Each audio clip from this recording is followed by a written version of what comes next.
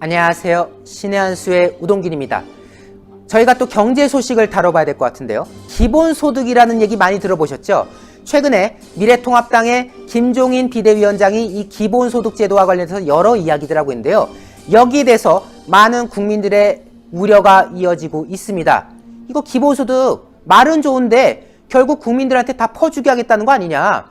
대한민국 재정이 과연 감당할 수 있겠느냐? 나중에 우리가 그거 다 빚더미를 떠안아야 되는 거 아니냐? 이런 말들을 계속 하실 수밖에 없는 거 아니겠습니까? 그 우려, 과연 어떤 것이 진실이고 또 어떤 것은 또 거짓인지 하나하나 살펴봐야 될 것 같은데요. 그래서 모셨습니다. 이창근 박사님과 이야기 나누겠습니다. 안녕하세요. 네, 안녕하세요. 아무래도 우리 이창근 박사님은 이 경제와 관련해서는 워낙 해박하시고 아유, 또 이 기본소득과 관련해서는 네. 사실 저희 기자들보다는 훨씬 더 네네. 여러분들께 좀 쉽게 전달 드릴 수 있을 것 같은데요. 네. 어쨌든 이 정치권에서 이 기본소득제도와 관련된 이야기가 나오고 나서 국민들 사이에서 좀 우려의 목소리가 많은데요. 네. 일단 좀 개요부터 좀 차근히 말씀해 주시면 좋을 것 같아요. 네, 일단 기본소득이라는 부분을 여러 국민들이 이미 한번 경험한 바가 있습니다. 정확하게 기본소득은 아니지만 이번에 코로나19 사태를 거치면서 긴급재난지원금, 재난기본소득, 즉 지자체에서 제공한 것이든 중앙정부에서 제공한 것이든 기본소득과 마치 흡사한 그런 부분을 경험한 적이 있는데요. 지난 선거 당시에 당초에 문재인 정부는 긴급재난지원금을 소득계층 70%만 지급하겠다 이렇게 주장했을 때 그때 저희 미래통합당에서 아니 누구는 세금 내고 누구는 세금 안 내느냐, 긴급재난지원금이라 한다면 그러면 차라리 전 국민 100% 다 지급하는 게 맞다 이렇게 주장을 한 바 있습니다. 저희가 먼저. 그래서 어쨌든 지금 전 국민이 다 지급받는 그런 형태가 됐는데요. 그거하고 유사하게 이제 선거 이후에 이제 기본소득 얘기가 나오는데 여러분 기본소득 부분은 이제 이렇게 보셔야 될 것 같습니다. 물론 막대한 재정이 들어갑니다. 막대한 재정이 들어가는데 기본소득이 반드시 포퓰리즘 그것만 전제로 가는 게 아니고 이미 소위 말해서 주류 경제학 아니면 보수 실물 경제학이건 이론 경제학이건 여러분들 들어보셨을 줄 압니다만 폴 크루그만이라고 하는 미국의 유명한 국제 경제학자 또 그레고리 맨큐라고 하는 유명한 거시 경제학자 이런 분들은 이미 4차 산업혁명 시대에 직업군이 바뀌다 보니 그러한 변화의 혁명에 대비 못하는 사람들이 존재하고 뒤처지는 사람들이 존재하기 때문에 거기에 대비해서 기본소득이 필요하다 그렇게 이미 주장한 바가 있습니다. 그리고 연이어서 이제 국내에도 이제 기본소득 논쟁이 불을 붙었는데요. 그러한 측면에서 본다면은 기본소득은 과연 이게 우리 흔히 말하는 이념적으로 이분법적으로 진보 대 보수의 싸움이냐 좌파 대 우파의 싸움이냐 그렇게 볼 것이 아니라 저는 이렇게 설명드리고 싶어요. 지금 지난 97년 외환위기 이후로 우리나라가 이미 양극화가 고착화 됐습니다. 해결을 할래 해결할 수 없는 상황이 왔어요. 그리고 이번 코로나19 사태도 겪었지만 경제적인 외부 충격에 의해서 가장 충격을 심하게 받는 계층이 일정 규모 미만의 종사자들, 즉 자영업자, 소상공인 등등 또 거기에 종사하는 근로자들 이런 분들이 가장 먼저 충격을 받는단 말이죠. 그러면 이러한 양극화 시대에서 이미 현재의 경제 정책이라고 할 수 있는 재정정책의 가장 좋은 수단이 결국은 조세라고도 볼 수 있는데요. 조세의 형평성이나 이를 통한 부의 재분배 기능이 사실은 지금 현재 무너졌다고 볼 수 있어요. 그 무너진 게 왜 무너졌느냐? 기존에 변화하는 경제 사회 환경에 따라가지 못한 측면도 존재하지만 여러분들이 우려하시는 것처럼 기본소득도 그러한 측면에서 우려하시는 것처럼 그간에 무상 복지 시리즈 수없이 나왔지 않습니까? 그렇죠. 시기와 환경과 사회 경제 변화에 맞지 않게 막 쏟아내다 보니 각종 수당, 각종 급여 이러한 복지 포퓰리즘이 무수히 많이 진보나 뭐 좌파나 이런 쪽에 나오다 보니 그런 걸 너무나 적극적으로 수용하고 확대하다 보니 사실 조세 형평성이라든가 또 조세를 통한 부의 재분배랄까 이런 게 무너졌다고 저는 보는 겁니다. 그래서 이런 상태에서 기본소득을 논의하는 것은 어떻게 보면은 시적절할 수 있습니다. 양극화 해소에 바람직한 방향일 수 있고 하지만 기존의 복지를 놔두고 논의하자는 게 아니다. 그렇게 해서는 안 되겠죠. 그렇죠. 그래서 문제는 기존의 모든 복지, 이러한 예산들, 즉 기본소득을 논의할 때는 이미 우리 소득 분위를 5분위로 나눌 수도 있고 10분위로 나눌 수 있는데, 가장 못 사는 계층부터 가장 잘 사는 계층을 할 때 10분위로 흔히 한다고 했을 때, 이 소득 분위 계층별로 이렇게 얽혀 있는 그러한 각종 정부의 지원, 즉 국민 기초생활수급자나 차상위 계층한테는 우리가 4대급여라 그래서 의료급여, 주거급여, 교육급여, 생계급여가 나가지 않습니까? 네. 그리고 각종 보조금, 수당들, 그리고 최근에 기본소득과 유사하게 각 지자체에서 경쟁적으로 도입하고 있는 게 또 어떤 특정 직업군에 해당하는 농민수당 같은 거, 이런 것도 기본소득의 한 종류로 볼 수 있는 겁니다. 이러한 모든 복지 예산, 복지 정책이 소위 테이블 위에 올려놓고 대해부를 해야 됩니다. 기본소득을 도입을 전제로 한다면. 그래서 기본소득을 도입이 된다면 기본소득을 베이스로 해서 그 위에 모든 복지 정책, 복지 예산이 재설계되어야지만 그럴 때 기본소득이 정말 국민적으로 합당하게 지지를 받을 수 있는 것이죠. 그래서 그 전제가 먼저 필요한 것입니다. 그래서 저는 기본소득에 관해서 3단계로 좀 설명드리고 싶은데요. 네. 첫 번째가 기본소득이라고 하는 개념은 흔히 말해서 경제학적으로 정의할 때 보편적이고 무조건적입니다. 그리고 현금성이라는 이런 대표적인 성격이 있습니다. 그렇다면 보편적이고 무조건적이고 현금성을 지급한다, 이러한 성격만 보더라도 기본소득을 도입하는 전단계에서 우리가 가져가야 될 논의점은 국민적 합의예요. 그리고 정부가 전략적으로 접근해야 됩니다.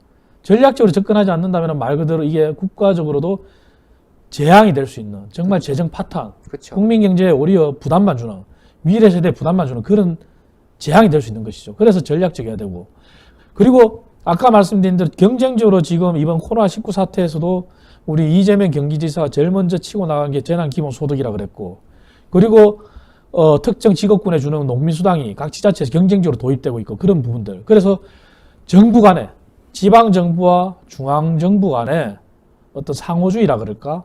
그러한 상호 간의 존중, 예를 들면은, 그래서 서로 협의하고 그런 게 전제돼야지만 실행 전 단계에서, 그래야지만 기본소득을 도입하는 데 있어서 논란이 안 생길 것이다, 이런 얘기를 드리고 싶고요.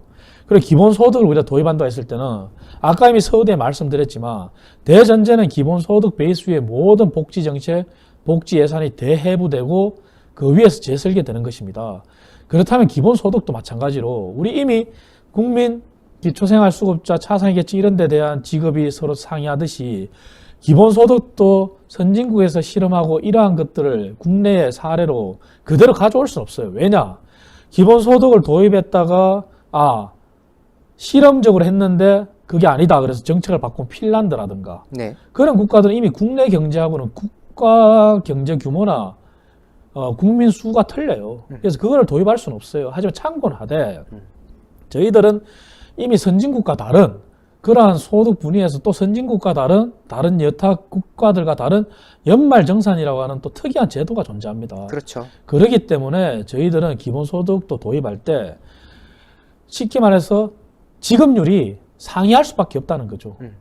설계할 때 모든 국민이 이번에 재난지원금 줄 때 거의 균등하게 주는 것처럼 그게 아니라 기본소득도 복지 정책, 복지 예산을 대해부하자는 전제에서 도입한다면 기본소득도 전 국민으로 대상을 도입하되 지급률이 서로 다르게 가야지만 기존의 복지 정책을 다 우리가 재설계, 재해부하더라도 기본소득을 도입하는 데 있어서 타당성과 설득력이 존재하는 거죠.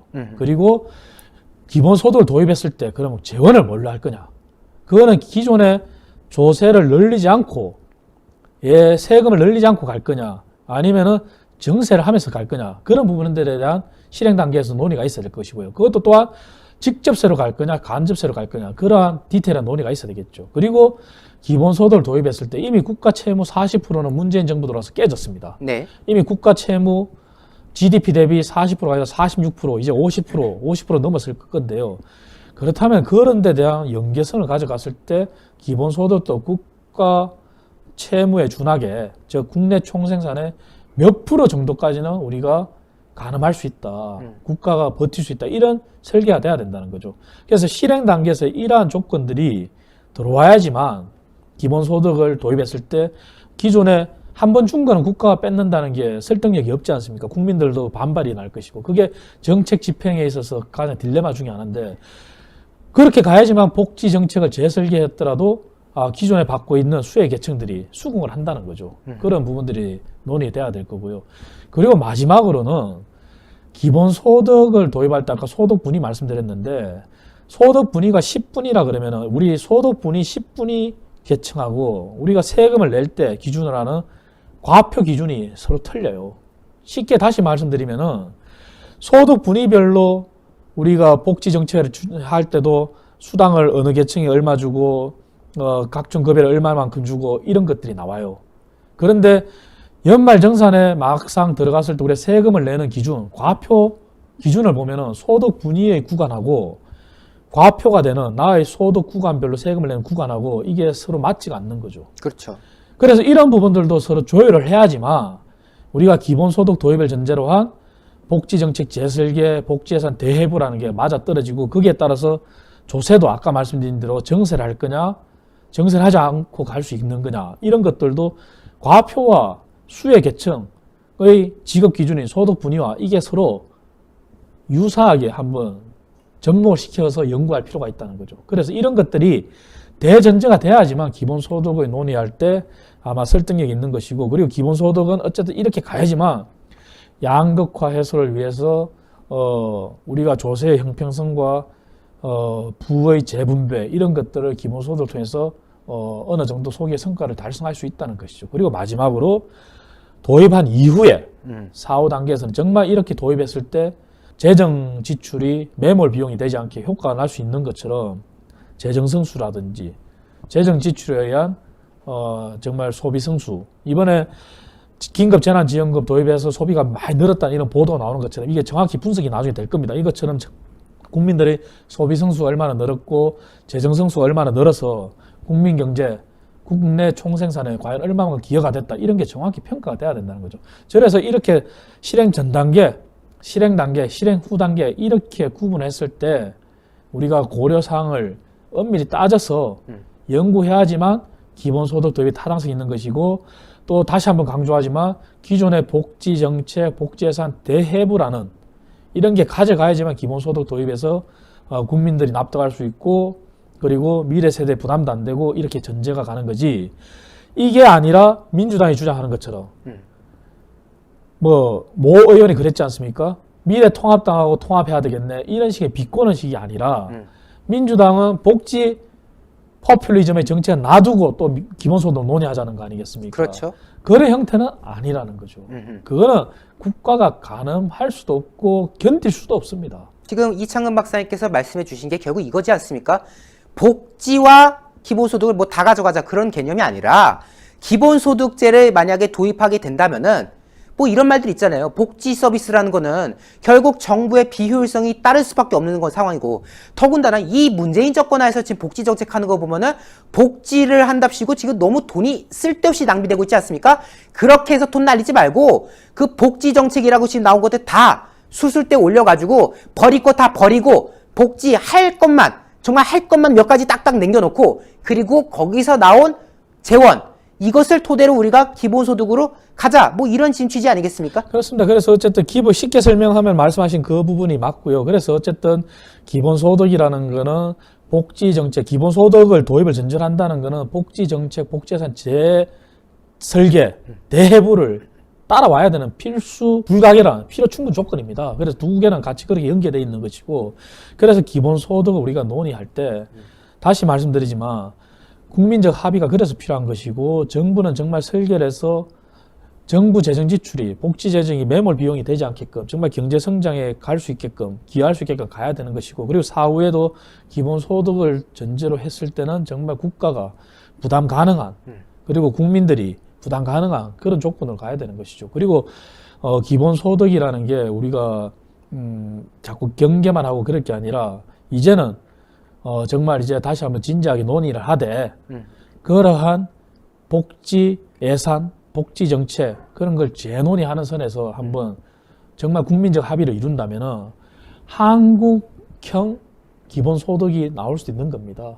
그리고 우리가 여러분들한테 하나만 더 말씀드리고 싶은 것은 지금 민주당이 가져가고자 하고 그리고 그간에 도입했던 모든 복지 포퓰리즘이 이번 기회에 어떻게 보면 제대로 정립이 될 수 있다는 거죠. 이 기본소득을 빚제 이유로 해서 그런 차원에서 논의를 해 나간다면은 지금 당장에 문재인 정부의 문제점이 그런 거 아니겠습니까? 내가 임기가 얼마 안 남았으니 모든 걸 내 임기에 마치겠어. 이러다 보니까 우리가 그간에 SOC 투자도 많이 찢어겠지만 SOC를 투자한다고 하면서 예비 타당성을 없앴지만 과연 그게 없앨 문제냐 이런 논쟁도 본의 아니게 했었던 것이고 그리고 그게 마치 어느 지역에 총선용 아니면 지방선거용 특혜로 비치기도 했었던 것이고 그래서 자기 임기 내에 다 끝내겠다 그런 자세를 버리고요. 정말 국가 100년 대계를 설계한다는 전제하에 그리고 기본소득은 단순한 경제정책, 재정정책이 아닙니다. 그것은 노동정책과도 결부되어 있는 것이고 이미 복지 얘기했지만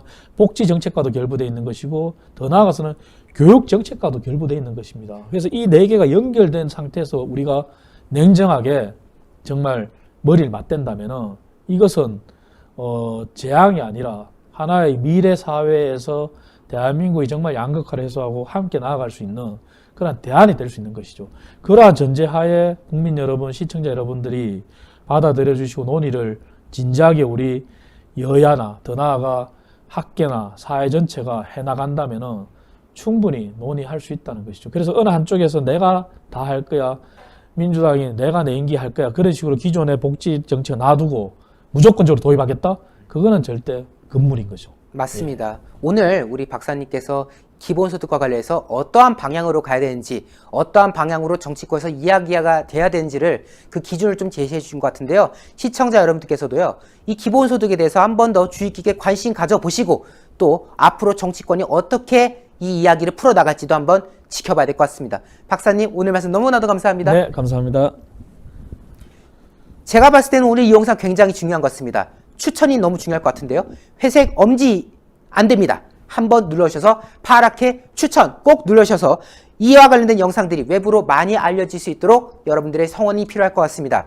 기본소득, 저는 만약에 이 문재인 정권의 말 같지도 않은 복지 포퓰리즘을 방치해놓고 이걸 추진한다고 하면요. 어떻게든 저희는 반대할 겁니다.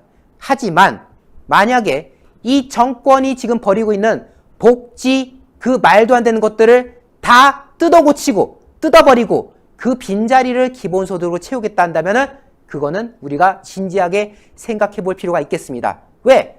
복지 서비스 한답시고 정부가 이래라 저래라 간섭하고 또 돈은 돈대로 엉뚱하게 쓰이는 그 꼴 우리가 더 이상 볼 수가 없지 않습니까? 그럴 바에는 그딴 복지할 바에는 차라리 국민에게 돈 나눠주는 것도 하나의 방법이겠다. 그리고 또 다른 방법이 있겠죠. 차라리 그럴 바에는 세금을 줄여라. 그런 여러 가지 경우가 있는 거 아니겠습니까? 어쨌든 신의 한 수는 경제에 관련된 소식도 계속해서 여러분들께 하나씩 전달드리도록 하겠습니다. 추천 꼭 눌러주시고요. 구독 안 하신 분들 구독 버튼도 꼭 눌러주셨으면 좋겠습니다. 여러분 대단히 감사합니다.